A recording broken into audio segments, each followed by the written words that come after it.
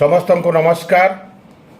मालकानगिरी जिले में कार्यरत समस्त अमला भाई और भौणी मानू मु श्री श्यामसुंदर नायक सभापति जिला अमला संघ तथा मालकानगिरी जिला स्तरीय मिलित अमला मंचर आवाहक अनेक अनेक शुभेच्छा और हार्दिक अभिनंदन जनाऊँगी।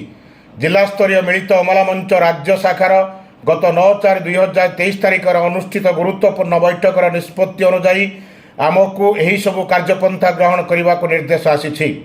21/4/2023 तारिख दिन समस्त अमला एक विराट शोभायात्रा आसी ओडिशार मान्यवर मुख्यमंत्री उद्देश्य जिलापाल जरिया एक स्मारक पत्र प्रदान करेंगे।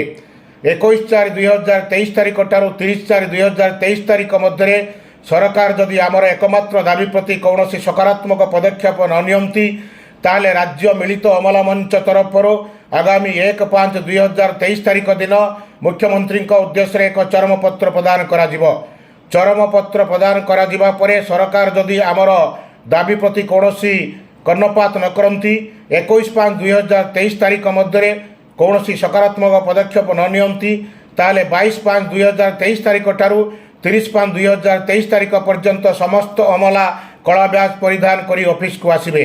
एथिरे जदि कौन सुफल न मिले ताहले आगामी 1/6/2023 तारिख ठारू अनिर्दिष्ट काल पर्यंत बा दाबी पूरण न होगा जाए समस्त अमला समूह छुट्टी रे जीवा को निष्पत्ति होई अछि।